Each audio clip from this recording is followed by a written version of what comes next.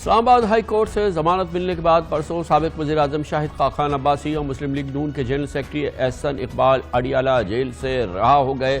دونوں رہنماؤں پر نیب اپنا کیس ثابت کرنے میں ناکام رہی۔ یہی وجہ ہے کہ اسلام آباد ہائی کورٹ سے ان دونوں شخصیات کی بآسانی بیل ہو گئی اور اس وقت یہ پاکستانی سیاست کے یقیناً مسٹر کلین سمجھے جا رہے ہیں۔ ایل این جی ریفرنس میں سابق وزیر اعظم شاہد خاقان عباسی کو پچھلے سال 18 جولائی کو نیب نے گرفتار کیا تھا۔ وہ 7 ماہ اور 10 دن تک حراست میں رہے اور جیل میں رہے، جس میں کہ ان کی قید تنہائی بھی شامل ہے۔ شاہد خاقان عباسی نے کئی ماہ تک اپنے حراستی ریمانڈ کی مخالفت کی اور نہ ہی رہائی کے لیے کسی عدالت سے رجوع کیا تھا، بلکہ وہ یہی سوال کرتے رہے کہ انہیں بتایا جائے کہ ان کے خلاف کیس کیا ہے۔ دوسری جانب نارووال اسپورٹس کمپلیکس کیس میں احسن اقبال کو نیب نے 23 دسمبر کو گرفتار کیا تھا۔ اس طرح انہوں نے 2 مہینے 5 دن اسیری میں گزارے۔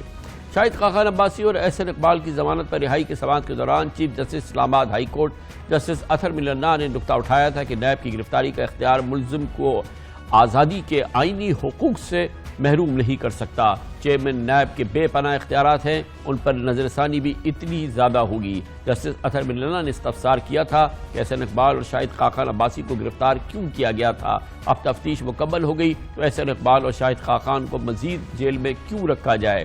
جسٹس اطہر من اللہ نے دوران سماعت یہ قرار دیا تھا کہ احسن اقبال اور شاہد خاقان پر تمام الزامات میں کہیں بھی نیت مجرمانہ اور مالی فائدہ اٹھانے کا ذکر تک نہیں ہے۔ چیف جسٹس اسلام آباد ہائی کورٹ نے پوچھا تھا کہ اگر ملزمان کے خلاف مقدمہ ثابت نہیں ہوا تو کیا وہ بے گناہ نہیں ہیں۔ یہی وہ سوالات ہیں جو گردش کر رہے ہیں اور اس پروگرام میں ہم نے کئی بار ذکر کیا ہے کہ جو بھی الزامات ہیں، جو بھی معاملات ہیں، لیکن اس کے پس منظر میں لگتا یہی ہے جیسا کہ اسلام آباد ہائی کورٹ نے اور اس کے چیف جسٹس نے کہا کہ یہ دونوں نے کوئی مالی کرپشن نہیں کی ہے۔ نہ صرف یہ کہ شاہد خاقان عباسی اور جناب احسن اقبال پر کوئی مالی کرپشن جو کہ علیحدہ کیس تھا ثابت ہوئی، بلکہ ایل این جی کیس میں اس سے پہلے ڈاکٹر مفتاح اسماعیل جو کہ اس کیس میں کئی مہینے گرفتار رہے اور بڑی سخت انہوں نے گرفتاری گزاری، ان پر بھی کسی قسم کا کوئی مالی بے ضابطگی کا، مالی کرپشن کا الزام نہیں تھا۔ اس کے علاوہ ڈاکٹر جناب عمران الحق جو کہ پاکستان کی کارپوریٹ ورلڈ کے ایک بہت ہی اچھی شہرت، صاف شہرت رکھنے والے پروفیشنل تھے، وہ بھی کئی مہینے گرفتار رہے، ان پر بھی یہ الزام ثابت نہیں ہوا۔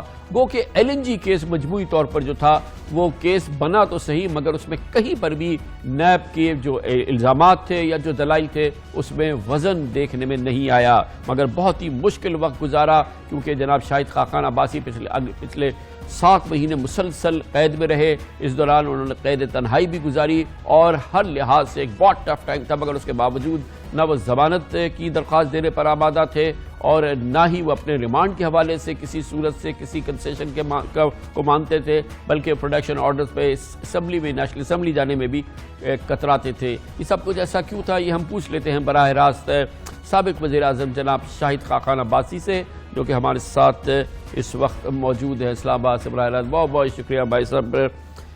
آپ اتنا ٹین ہو گئے، کیا مسلسل آپ دھوپ میں تھے یا آپ کے پاس کوئی چھاؤں نہیں تھا یا پردہ نہیں تھا یا کیا تھا؟ بالکل آپ بہت بری طرح سے ٹین ہو گئی ہے آپ کی سکن۔ نہیں، دھوپ میں بیٹھنے سے کوئی ایسی بات نہیں، پہلے بھی رنگت کوئی زیادہ صاف نہیں تھی۔ نہیں جی نہیں، ہم تو آپ کو کب سے دیکھ رہے ہیں۔ یہ بتائیے کہ اس میں قید تنہائی بھی شامل تھی یہ پچھلے اس میں؟ کیونکہ مجھے یہ پتا چلا کہ نہ جانے کس وجہ سے آپ کو ایک ایسے سیل میں ڈال دیا گیا تھا جس میں آپ تنہا تھے اور کئی دن تک شاید پرہیپس تنہا تھے، اسی میں شاید کسی جگہ پہ کوئی ٹوائلٹ تھا، آپ اس دور سے بھی گزرے۔ جی دیکھیں، میں قید کا کوئی گلہ شکوہ نہیں کرتا، یہ معاملہ میرے اور قید کرنے والوں کے درمیان ہے اور انشاءاللہ ایک دن ایک عدالت لگے گی جہاں پر ان کو بھی جواب دینا پڑے گا، تو میری کوئی شکوہ نہیں ہے۔ لیکن میں جتنا عرصہ بھی رہا ہوں میں قید تنہائی میں ہی رہا، وہاں میرے ساتھ کوئی اور شخص نہ مل سکتا تھا، نہ کوئی اور شخص وہاں موجود تھا۔ صرف آخری جو 4 ہفتے تھے وہ احسن اقبال صاحب کو بھی انہوں نے اسی کمپاؤنڈ میں رکھا جس میں ہم تھے، تو وہ 4 ہفتے جو آخری ہیں وہ میں اور احسن صاحب کیسے شب روز گزرتے تھے بھائی صاحب؟ کیسے یہ 24 گھنٹے تنہائی کی بات کہنا آسان ہے، ہم سن رہے ہیں، لیکن جو گزار رہا ہو اور ڈے آفٹر ڈے اور ویکس آفٹر ویک تنہا سولیٹری کنفائنمنٹ، کیسے آپ اپنا وقت گزارتے تھے؟ یہ کامران صاحب یہ صرف سیاستدان نہیں گزار سکتا ہے، یہ کوئی اور نہیں گزار سکتا. ہم نے پہلے بھی گزارے ہیں. میں نے 13 مہینے مشرف کے دور میں بھی قید تنہائی گزاری ہے. تو یہ کوئی ایسی بات نہیں ہے. جب آپ کے ہاتھ صاف ہوں اور آپ کا ضمیر مطمئن ہو نا، آپ کو کوئی مسئلہ نہیں ہوتا. میں آپ کو حقیقت سے کہتا ہوں، مجھے ایک لمحہ بھی نہیں تھا اس قید میں یا اس سے پہلے کسی قید میں کہ مجھے کوئی شبہ ہوا ہو، مجھے کوئی خوف ہوا ہو یا ڈر ہوا ہو یا کوئی تکلیف کا احساس ہوا ہو. یہ اللہ کا کرم ہے. یقیناً اللہ کا کرم ہے. لیکن یہ بتائیے نا، آپ صبح سے لے کے پھر کرتے کیا تھے پورا دن؟ کیسے اپنا وقت کیسے گزارتے تھے؟ نہیں، ہم نے ایک اپنا پورا شیڈیول بنایا ہوا تھا. اس میں کتابیں بھی پڑھتے تھے، نماز بھی پڑھتے تھے، ایکسرسائز بھی کرتے تھے. پورا ایک شیڈیول تھا. تو الحمدللہ کوئی وقت کا احساس ہی نہیں ہوتا تھا کہ وقت کب گزرا ہے، کیسے گزرا ہے.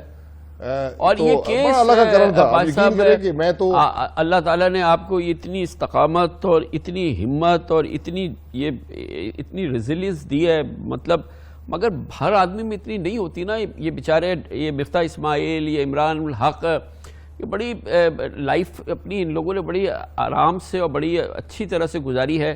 یہ بھی بڑی مشکل سے بیچارے گزرے ہیں، عمران الحق بھی اور مفتاح اسماعیل وغیرہ کی زندگی بھی بہت ہی ٹف گزری ہے. نہیں، بڑی ہمت سے ان سب نے مقابلہ کیا. دیکھیں، جب آپ مطمئن ہو کہ میں نے کوئی غلط کام نہیں کیا، جب آپ کا ضمیر مطمئن ہو تو پھر کوئی چیز آپ کو شکست نہیں دے سکتی. تو یہی کیفیت مفتاح اسماعیل کی بھی تھی اور عمران الحق کی بھی تھی. انہوں نے بڑی ہمت سے اس انجسٹس کا مقابلہ کیا. اور میں کامران صاحب، آپ باقی سب باتیں چھوڑ دیں. جس ملک میں حکومت خود انجسٹس کی مرتکب ہو، جھوٹے مقدمے بنا رہی ہو، جھوٹے گواہ پروڈیوس کر رہی ہو، عدالت میں جا کر جھوٹ بولے، اور میں تو نیب پر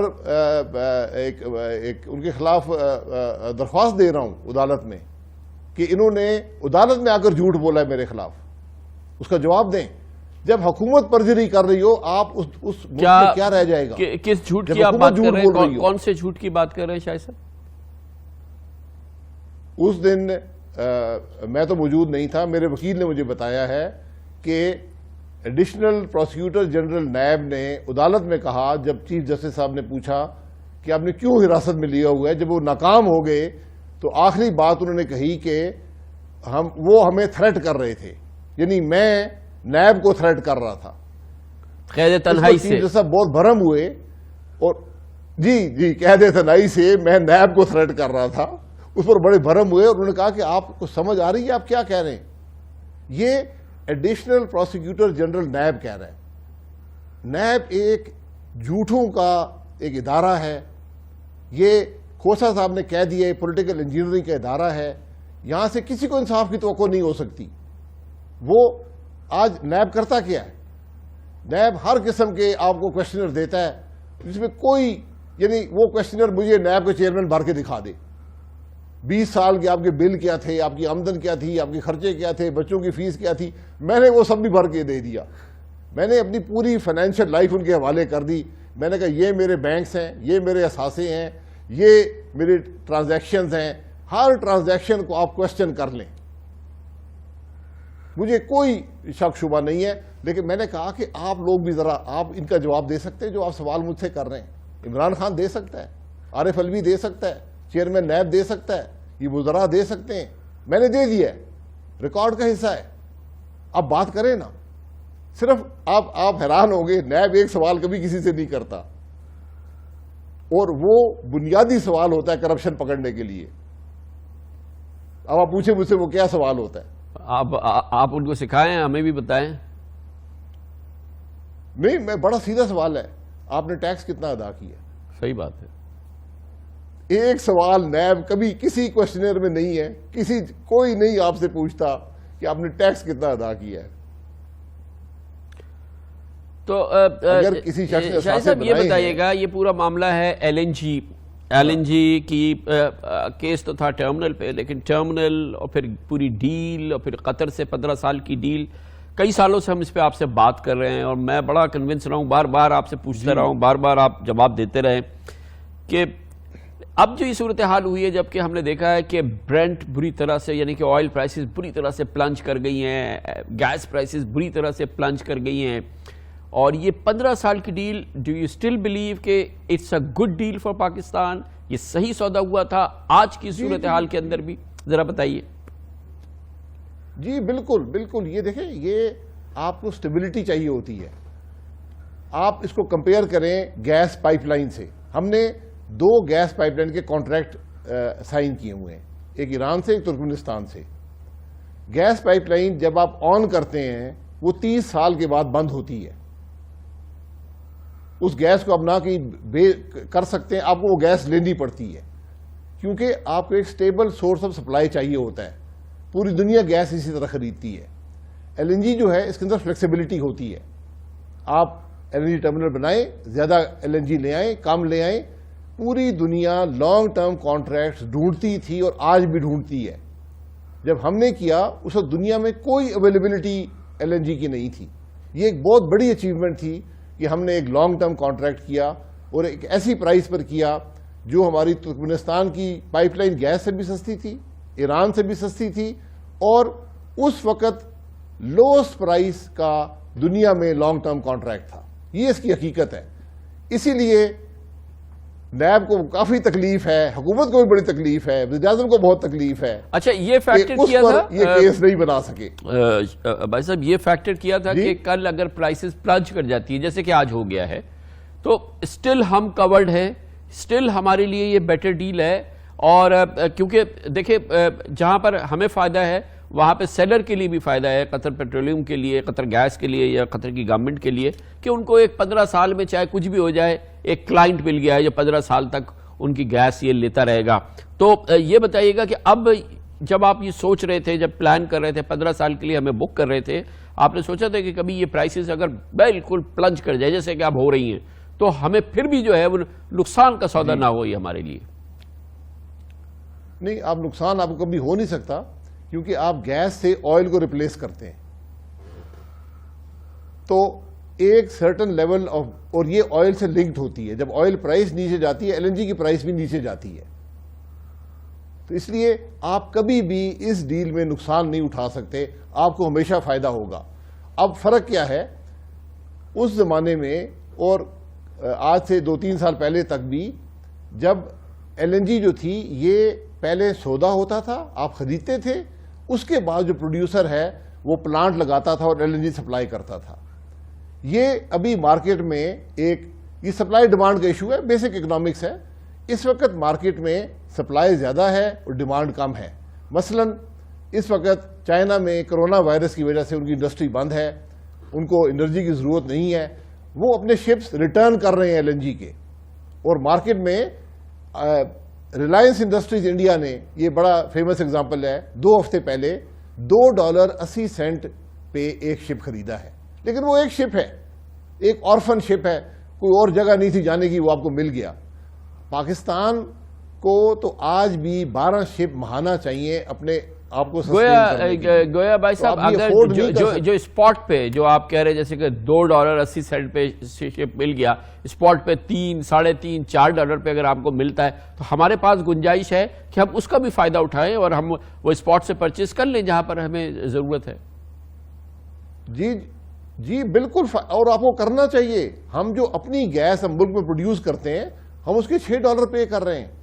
آپ اپنی گیس پروڈکشن بند کر دیں، وہاں سے خرید لیں. یہ ملک اس طرح کرتے ہیں. یہ آربیٹراج کے ایشوز ہیں، یہ سوفسٹیکیٹڈ ایشوز ہیں. میں نے اسی لیے ہمیشہ کہا ہے کہ آپ پارلیمان کی ایک کمیٹی بنا دیں جو اس سارے ایشو کو ایگزامن کرے کہ ہم نے کیا کیا. اور میں پوری اس ایشو کی ذمہ داری اٹھاتا ہوں.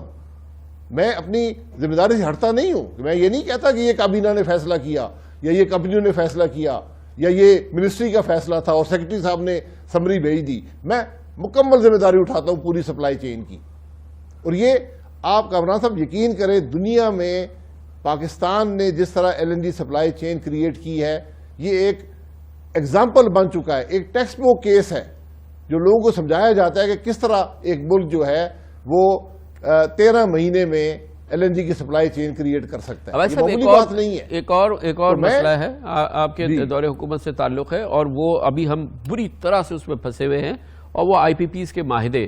اور یہی بار بار ہمیں کہا جا رہا ہے، بتایا جا رہا ہے کہ یہ ٹو ایکسپینسو، یہ 17.5% ڈالرائز ریٹرن ہم نے ان کو پرومس کیا ہوا ہے، اور یہ کیپیسٹی پیمنٹس ہماری جو ہیں وہ ہمیں کھا رہی ہیں. ہم 32,000 میگا واٹ کی کیپیسٹی پیمنٹ کر رہے ہیں، 10-11 ہزار ہمارا خرچہ ہو رہا ہے. یہ کس مصیبت کے اندر ہم پھنس گئے آپ کو اندازہ ہے، جس کی وجہ سے اب وہ جو سرکولر ڈیٹ آپ جہاں پہ چھوڑ کے گئے تھے وہ مزید ظاہر ہے کہ اب 2 کھرب کے قریب جانے والا ہے. اب اس سے کیسے نمٹا جائے؟ ظاہر ہے کہ یہ لیگیسی ہے تو آپ کے دور کی. نہیں سر، ہمارے دور کی نہیں ہے معذرت سے، اور لیکن میں پھر بھی قبول کرتا ہوں ہمارے دور میں تقریباً 5,000 میگا واٹ کے LNG بیسڈ پلانٹس لگے ہیں جو دنیا میں سب سے زیادہ ایفیشینٹ ہیں. دنیا میں 62% پلس ایفیشنسی ہے ان کی. 5,000 میگا واٹ وہ لگے ہیں. 4,000 میگا واٹ کے 3 کول پلانٹس لگے ہیں جو اس وقت پاکستان میں امپورٹڈ کول سے سب سے سستی بجلی پاکستان میں وہ پروڈیوس کر رہے ہیں، اور اگلے 30 سال بھی سب سے سستی بجلی پروڈیوس کرتے رہیں گے. اگر آپ کو جو آپ نے سوال کیا کہ IPPs کے معاہدے کیسے ہوئے، یہ سوال آپ 2 اشخاص سے جو اس ملک کی کابینہ کے ممبران ہیں، جناب رزاق داؤد صاحب اور جناب ندیم بابر صاحب، جو خود IPPs اون کرتے ہیں، وہ آپ کو سمجھائیں گے کہ یہ معاملہ کیا ہے. ہم نے تو جو پلانٹ لگائے اس میں یہ ٹیرف نیپرا ڈیٹرمن کرتے ہیں، حکومت نہیں کرتی. مگر بھائی صاحب مجھے یہ بتائیں، فارمولا تھا جو 94 میں بنایا گیا، یہ بتائیں کہ IPP بورڈ میں یہ میں کروں کیا؟ یہ جو کیپیسٹی مجھے ہے میرے پاس ہے صرف 32,000 میگا واٹ کی میں کیپیسٹی پیمنٹ کر رہا ہوں. 10-11 ہزار اس وقت میرا، چلے یہ موسم ایسا ہے اس وقت میں اس کو سنبھال کر رہا ہوں، اور پھر میری ایفیشنسی یہ ہے کہ میں کس ریٹ پہ جو ہے وہ بیچ رہا ہوں اس بجلی کو. آپ کے زمانے میں بھی تھا، آج بھی یہ ہے، جس نے پورے پاکستان کو دبا کے رکھ دیا ہے. بالکل ہمیں، یعنی کہ ہم اس وقت سکویز ہو گئے بری طرح سے. اب اس سے نکلنے کا راستہ آپ کے نزدیک کیا ہے؟ نہیں نکلنے کا، دیکھنے کا پہلے آپ پرابلم کو سمجھیں گے تو نکلیں گے نا. پرابلم IPPs نہیں ہے. IPP تو ہماری 94 سے پالیسی تھی کہ ہم یہ ریٹرن دیں گے، یہ نیپرا ڈیٹرمن کرے گا. ایک ٹیرف ڈیٹرمن ہوتا تھا، اسی پر سارے پلانٹس لگتے ہیں. آج بھی یہی پالیسی ہے، یہ تبدیل نہیں ہوئی. حالانکہ میں سب سے بڑا پروپوننٹ تھا کہ آپ بڈ کے ذریعے ٹیرف لیں، آپ اپ فرنٹ ٹیرف مت کریٹ کریں. وہ شروع میں ہوتا ہے، لیکن یہ نہ نیپرا نے مانا نہ PPIB نے کبھی مانا. لیکن پلانٹس اب لگے ہوئے ہیں، وہ 32,000 میگا واٹ نہیں ہے جو آپ کے تقریباً یہ 9,000 میگا واٹ کی نئی بجلی ہے. اس کے علاوہ نہیں جی نہیں، کوئی 32,000 میگا واٹ، یہ ساری غلط فہمی، غلط باتیں پھیلائی جاتی ہیں. IPPs کے اندر میرا خیال ہے تقریباً 14-15 ہزار کی بجلی، میگا واٹ بجلی لگی ہوئی ہے، اور یہ آپ کی ضرورت ہے. دنیا میں کوئی پاور پلانٹ ایسا نہیں ہے جو 100% پہ چلتا ہو، کیونکہ آپ کی سیزنل فلکچویشنز آتی ہیں. اسپیشلی جہاں پر ہائیڈل پاور ہو وہاں سیزنل فلکچویشن زیادہ آتی ہیں. ہمارا پرابلم یہ ہوا ہے کہ ہمارے ملک میں گروتھ ختم ہو گئی ہے، ہمارے ملک میں ڈیمانڈ بجلی کی کم ہو گئی ہے. اس کے بعد چونکہ ہماری IPPs بھی ڈالرائزڈ ہیں، ہماری فیول بھی ڈالرائزڈ ہے. جب آپ کی ڈالر جو ہے وہ 40% مہنگا ہو جائے گا تو ڈیفینیٹلی آپ کی بجلی بھی 40% مہنگی ہو جائے گی. اچھا، آپ کا فیول بھی 40% مہنگا ہو جائے گا. پہلے یہ بات یہاں کسی وزیر نے آج تک بیان نہیں کی. صحیح ہے، میں پھر یہ کہوں گا، یہ باتیں میں اور کامران خان بحث پہ حل نہیں کر سکتے. آپ پارلیمنٹ وہ فورم ہے، اور میں نے ابھی پچھلے ہفتے سپیچ میں کہا تھا پارلیمان کی کمیٹی بنائیں، ڈٹرمن کریں کہ کیسے بجلی کی پرائس کیسے بڑھی ہے، گیس کی پرائس کیوں بڑھی ہے. گیس تو ملک میں پروڈیوس ہو رہی ہے، پرائس کیوں بڑھ گئی ہے. ہم نے 5 سال 1 پیسہ گیس کی قیمت نہیں بڑھائی. اچھا، اس کو بھی ڈیفینڈ کریں جو آپ پہ الزام لگا کہ یہ جو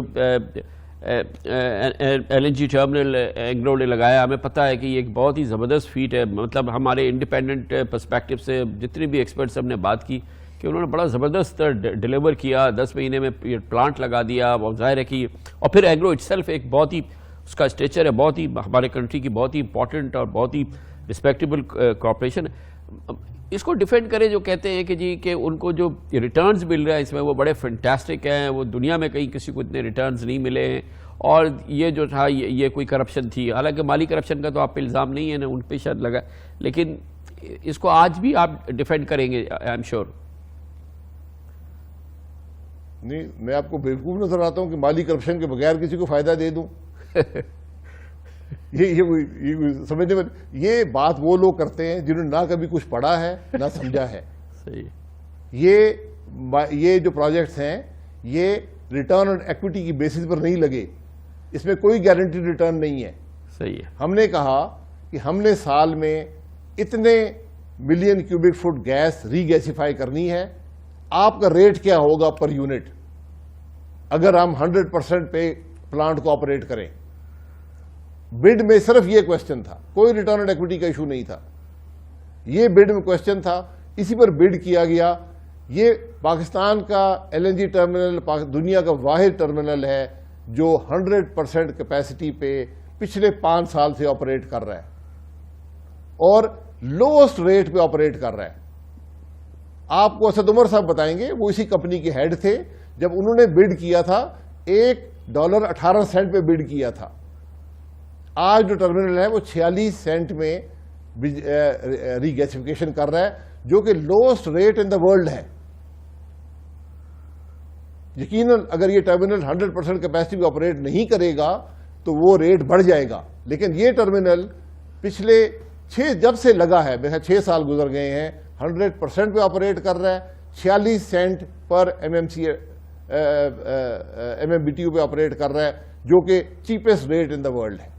میں تو کہتا ہوں کہ یہ ایسے حقائق ہیں جس پر میں کسی سے بھی بحث کرنے کو تیار ہوں۔ آپ بنا دیں، آپ کیمرے لگا کے کوشچن کر لیں۔